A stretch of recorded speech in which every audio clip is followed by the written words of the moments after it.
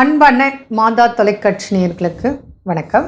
இன்றைய நிகழ்ச்சியில் நம்ம லிவர் பற்றி பார்க்க போகிறோம். அதில் ஃபேட்டி லிவர் இருக்குது. யாருக்கு பாரு நம்ம ஸ்கேன் பண்ணால் ஆண் பெண் சின்ன டீனேஜ் வயது கூட இன்றைக்கி ஃபேட்டி லிவர் இருக்கிறத நம்ம பார்க்குறோம். இது ஏற்கனவே நான் சொல்லியிருக்கேன். 3 நேரமும் அரிசி உணவுகளை சாப்பிட்டால் கண்டிப்பாக ஃபேட்டி லிவர் 99.9% வர வாய்ப்புகள் மிக மிக மிக அதிகம். சரி, இந்த ஃபேட்டி லிவர் இருந்தால் அறிகுறிகள் சிம்டம்ஸ் என்னென்ன இருக்கும் அப்படின்னு பார்த்தோன்னா, இது குடிக்கிறதுனால ஹெல்த்தி டயட்டு இல்லாதனால இந்த ஃபேட்டி லிவர் வரும். அப்புறம் முதல் அறிகுறி வயிற்றில் வலி, அப்டமினல் பெயின், தொடர்ந்து வயிற்று வலி இருக்கிறது வரும். அப்புறம் பார்த்திங்கன்னா மேல் வயிறு வலி, அஜீரணம் வரும். அப்புறம் ரைட் சைடில் உங்களுக்கு வலி வரும். அதுக்கப்புறம் பார்த்திங்கன்னா டைஜஷன் ப்ராப்ளம், கண்டிப்பாக இன்டைஜஷன் ப்ராப்ளம் இருக்கும். சோர்வு இருக்கும். உடல் ரொம்ப அசதி இருக்கும். இரவு தூங்க விடாமல் ரொம்ப டிஸ்டர்ப் பண்ணும். பகலில் தூங்கினா கூட இந்த மாதிரி நைட்டில் நம்மளை டிஸ்டர்ப் பண்ணிட்டு தான் இருக்கும். ஆனால் டே டைம் தூங்குறதுக்கும் நைட் டைம் தூங்கும்போது உடலில் நல்ல திருப்தி காணப்படும்.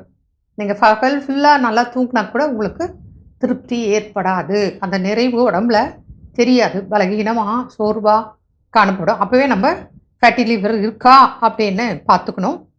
அப்புறம் மூச்சு வாங்கும். அப்புறம் சென்ட்ரல் நர்வஸ் சிஸ்டம் பாதிப்பு வரும்.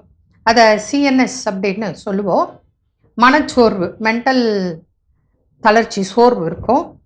அப்புறம் நெகட்டிவ் தாட்ஸ் தான் இருக்கும். அதாவது எல்லாமே நெகட்டிவ் சிந்தனை, பாசிட்டிவாக நினைக்கவே தோணாது. அப்புறம் நல்ல ஹார்ட் ஒர்க் பண்ணலாம் அப்படின்னு ஒர்க்கே பண்ண விடாது. அந்த சிந்தனை கூட வராது. நம்ம நல்லா ஒர்க் பண்ணோம், பிரிஸ்காக இருக்கலாம், ஆக்டிவாக இருக்கலான்ற சிந்தனையே தடைப்படும். மற்றவங்களோட கலந்து பேசலாம் அப்படின்னா பேசாமல் ஒரு தனியாக போய் சோர்வு, படுத்துக்கலாமா, சும்மா உட்காந்துருக்கலாமா, படுத்து தான் இருப்பாங்க, தூங்கி கூட இருப்பாங்க. ஆனால் அந்த பாடியில் அந்த ஸ்ட்ரென்த்தோ நல்ல ஃப்ரெஷ் கிடைக்காது. டயர்ட், பலக்கீனம், சோர்வு அப்படி தான் இருக்கும். வெயிட் லாஸ் இருக்கும். சாப்பாடு பசி இருக்காது. ரொம்ப குறைஞ்சி தான் சாப்பிடுவோம். அப்புறம் பார்த்திங்கன்னா குமட்டல், அதுக்கப்புறம் கேஸ்ட்ரைட்டிஸ், இன்டைஜஷன், மலச்சிக்கல், குமட்டல், வாந்தி, புளிப்பாக காலையில் வாந்தி. அப்புறம் பார்த்திங்கன்னா உங்களுக்கு வேறு என்ன காரணங்கள் அப்படின்னு பார்த்தோன்னா, லிவரில் டாக்ஸின்ஸ் எல்லாம் நான் முன்னாடி நிகழ்ச்சியில் சொல்லியிருக்கேன். நம்மளோட கல்லீரல் நமக்கு தேவையில்லாத கழிவுகளை வெளியேற்றும் தன்மை அது குறைஞ்சிடும். ஃபேட்டி லிவர் தான் அந்த தேவையில்லாத கழிவுகளை வெளியேற்றும் தன்மை குறைஞ்சி அப்போ டாக்ஸின்ஸ் எல்லாம் போய் நம்ம லிவரில் உட்காந்துக்கும்.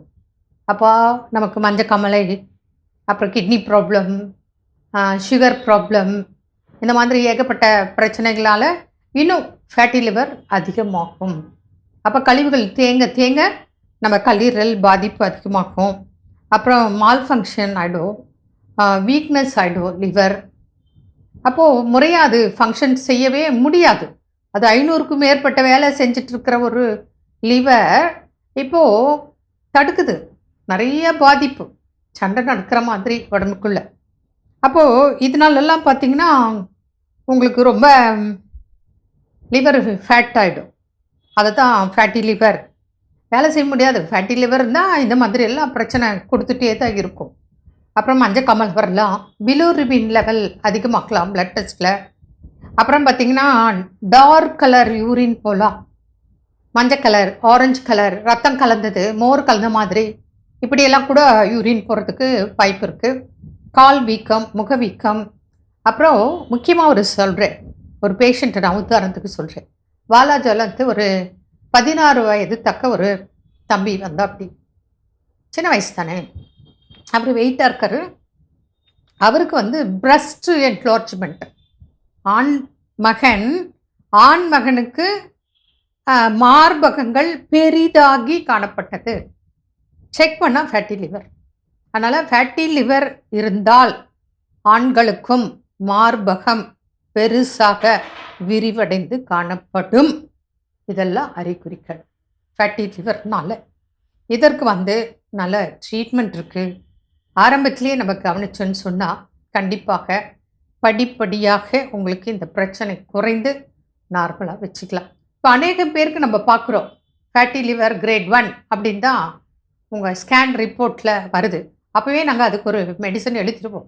நிறைய பேருக்கு சொல்லுவோம், நிறைய பேருக்கு மற்ற நோய்களுக்கு தான் வருவாங்க.